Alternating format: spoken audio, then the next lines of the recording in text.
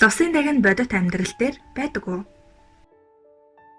Дэлхий дээр одоо хүртэл хүн төрлөختөн учрыг нь тайлаагүй олон тайлагдшгүй нууцуд байдаг. Тэдний нэг нь үлгэр домогт гардаг биеийнх нь хагас нэмэгтэй хүнээс хагас загаснаас бүрдсэн лусын дагин юм.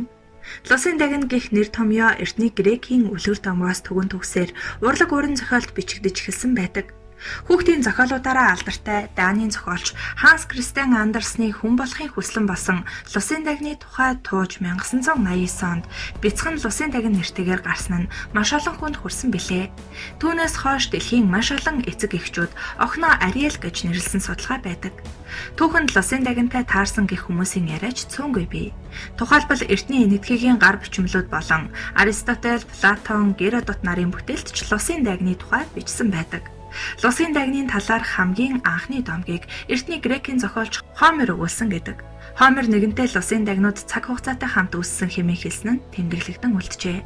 Сонирхолтой дээрх сууднууд загсан хүнийг байж боломгүй байгалийн алдаа гэж огт үзээгүйгээр үл барам.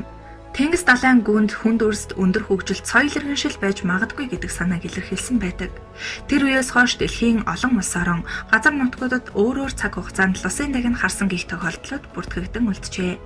Америк ТV-г нээсэн алдарт Кристофер Колумб хүртэл Карибын тэнгисээр хайгуул хийж явахдаа хөөцөлдөн тоглож буй Лусын дагинсыг харсан гэж баталсан нь түүхэнд тэмдэглэгдэн үлджээ. Түүний баримт нь одоо ч хадгалагдаж байдаг бөгөөд тэнд 1493 оны 1-р сарын 26-ны өдөр одоогийн Доминиканы бүгд найрамдах улсын ойролцоо Лусын дагин харсан хэмээн бичсэн байдаг. Кристофер Колумбын тэмдэглэснээр Лусын дагин усны үхэр эсвэл далайн амьтдаас үүссэн байх магадлалтай ажээ. Тэр Лусын дагныг дүрслэхдээ хөрөн өнгийн ширэн арьстай, бүхсэн биеийн бүдүүн загсан сүлтэй эмэгтэй хүн байсан хэмээсэн байдаг. Хэдийгээр Колумб Лусын дагин харсан гэдгээ итгэлтэйгээр ярьсан байдаг боловч зарим хүмүүс үгүйсгэж зүгээр л түүнийг далайн үхэр андуурч харсан хэмээн үздэг. Бас нэгэн тохиолдол 17 дугаар зууны алдартай далайчин болох Ахмад Жон Смитэд тохиолджээ. Тэрээр Америкийн анхны колониг байгуулагдсан хүн бөгөөд шинэ газар нутаг нээхийн тулд дэлхийгээр нэг хэрэг хийсэж үтсэн байлаа. 1611 онд зүүн энэтхэгийн далайгаар аялаж явах үед гайхалтай үзэсгэлэнтэй эмэгтэй хүн уснаас үсрэн гарч ирснийг Жон Смит болон багийн бүх гишүүд нь хамтдаа харсан тухай түүхэн бичээс байдаг. Тэдний харсан бүсгийн биеийн бүслэхийнээс доошх хэсэг нь яг загсных шиг байсан бөгөөд ногоон өнгийн урт үстэй байсныг онцлон тэмдэглэжээ. Жон Смитийн Лусын дагин харсан тухай энэ ярианд тухайн үедээ маш олон хүмүүс итгэсэн бөгөөд одоо ч түүний домогт итгэдэг хүмүүс цөөнгүй байдаг.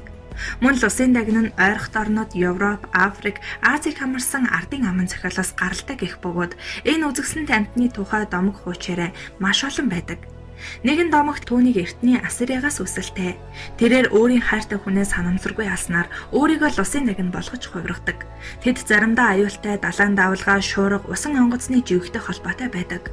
Өөр зохиолт тэднийг элгэмсэг дотн үр тариа хүртээдэг, эсвэл хүнд дуралдаг хэмээн дүрсэлдэг.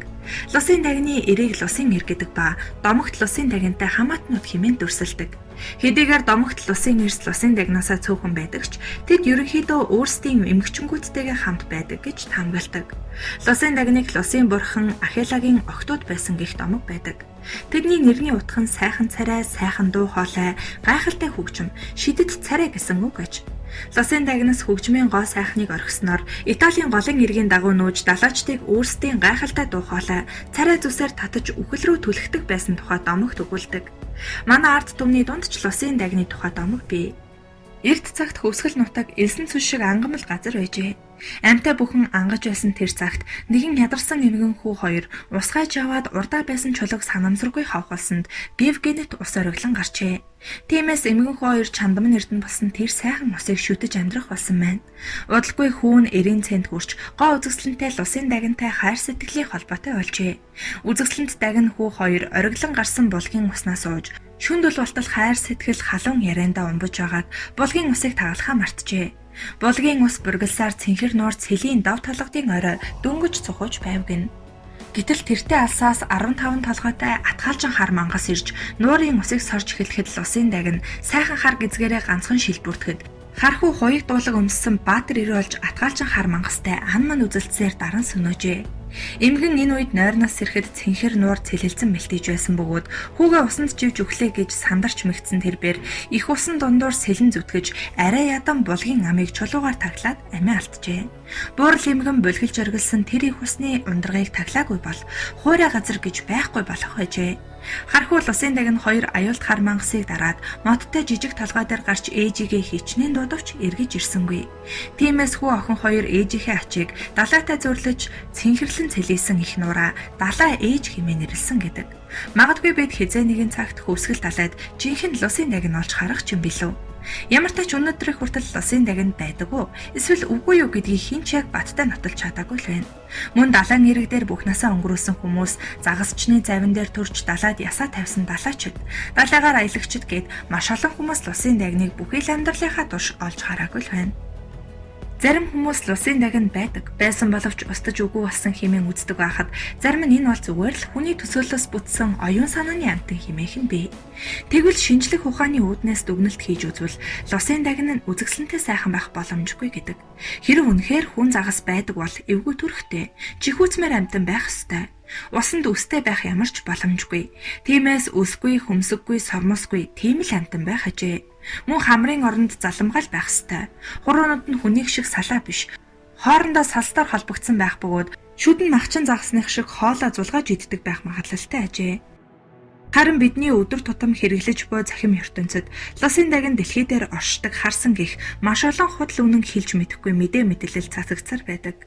Америкийн Огайо мужийн Багстон хотын музейд загсан сүлдээ хачин амьтны зандашуулсан шаарил байдаг тухай Линкольн Кембрижийн их сургуулийн эрдэмтэд мэдээлж байжээ. Энэ амьтны бүслэхийнээс доошхон загас цээж хэсэг нь хүнийхтэй төстэй. Ус нь яг л эмэгтэй хүнийх шиг урт намирсан бөгөөд арьс шүдийг нь харвал яалтчгүй хүн гэмээр хэмээн эрдэмтэд мэдээлсэн байдаг. Эрдэмтдийн санааг хоёрдуулаад буй уг олдврыг 19-р зууны ихэр олсон гэдэг. Хачирхалтай энэ амьтан ганцаараа биш, хостойгоо хамт олдсон бөгөөд 1982 он хүртэл Лондоны анагаах ухааны институтийн музейд хадгалагдаж байжээ. Харин одоо бүсгэн Багстны музейд залуун тэрхүү газартаа байгаа тухайч мэдээлжээ. Судалгаа шинжилгээ хийхийн тулд хосыг дахин хамтд нэг газарт байлгах шаардлагатай болсон учраас хүн төрхтэй загсан залууг Багстон руу шилжүүлжээ.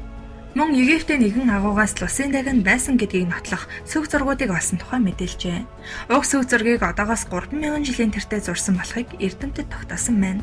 Археологчдын үзэж буугаар агуун зургаас харвал загсан хүмүүс энгийн хүмүүстэй зэрэг оршиж байсан бөгөөд хүмүүс тэднийг агнаж устгасан бололтой хэмээн бичжээ. 2009 онд Израиль улсын далайн иргэн Кириат Ям хотод байгаль цаг агаарын сонирхолтой үзэгдэл болж Аадар бороо орж аянга цахилгаан цахилж далайн усны их төрлөг болсон байна. Гэтэл орон нутгийн онцгой байдлын газарт нэгэн хүн далайн нэргийн орчимд лусын дагн харсан гих дуудлага хүргүүлсэнийг тэд нэг их тоолгүй өнгөрүүлжээ. Гэвч түүний араас маш олон хүмүүс цагдаа болон онцгой байдал руу яг ижил шалтгаанаар залгах нь тэр. Ингээд цагдаа болон онцгой байдлын албаныхан далайн эрэг дээр очиж эрэг хавийг самнаж үзэхэд ямар ч лусын дагн гарч ирсэнгүй. Улмаар лусын дагн харсан гих мэдээ Израилийн хэвлэл мэдээллийн сүлжээгээр хурдацтай тархаж бүх нийтийн анхаарлыг татаад байлаа. Иймд хотын захиргаанаас лусын дагныг баримтжуулж гэрэл зургийг нь авч чадсан хүнд $1 сая шагнал өгнө хэмээн зарлжээ. Харамсалтай $1 сая эзэн болох хувьд тэдгээр хүмүүсийн хиндэн ч тохиогоогүй ажээ. Сонирхолтой мэрэгжлийн лусын дагн болж жүжиглдэг жүжигчин бүсгүйчүүд байдаг. Австралийн иргэн Аманда Лебон бол мэрэгжлийн лусын дагн юм. Тэрээр төрөл бүрийн үдэшлэг цэнгүүн дээр лусын дагны үзүүлбэрээ толилуулдаг бөгөөд нэг үзүүлбэрээс $400-аас $1000, 7 хоногт дунджаар $5000 орлого олдог. Аманда тэрхүү лусын дагныхаа өмсгөлөө өмсөхийн тулд 30 минут зарцуулдаг ажээ. Мөн Линда Нуалберт хэмээх бүсгийн бусдаас ялгарх онцлог нь тэр ямар нэгэн тайз болон студид зураг авахулдаггүй, зөвхөн даалаа тэнгис зураг авахулдаг. Тэрээр дэлхийн өнцөг болон бүрээр аялал хийж лусын дагны дүрд тоглож нэмэлт орлого олдог байна. Тэр 10,000 фунтын үнэтэй зориулалтын хиймэл сүлийг ашигладаг бөгөөд 35 метрийн гүнд шумбаж 5 минутын турш амьсгалаа хурааж чаддаг ажээ. Линдэн үргэлж лусын дагн болохыг хүсдэг байсан бөгөөд Холливуудын найруулагч Алан Холтомтой танилцсанаар хүслээ биелүүлж чаджээ. 16 кг жинтэй сүүл хийхийн тулд тэд 7 сар ажилласан байна. Дараа нь замагны тусламжтайгаар хайрц хийсэн бөгөөд хайрсаа силиконоор тогтоожээ. Хүмүүс Линднийг мөн томоохон үдшилэг шоунд дурж оролцуулдаг байна. Түүнийг далайд шумбаж байх үед далайн амьтад тойрч өнгөрдөг байна. Учир нь тэр бусад хүмүүс шиг амьсгалж хий гаргадаггүй. Маш хурдан сэлж чаддаг. Линден бүсгүй Палау хэмээх арлын Медус нууранд сэлдэг бөгөөд тэнд аврах загас байдаггүй. Энэ нуур 12,000 жилийн настай бөгөөд дэлхий дээрх цор ганц тайван сэлж болох нуур ажээ.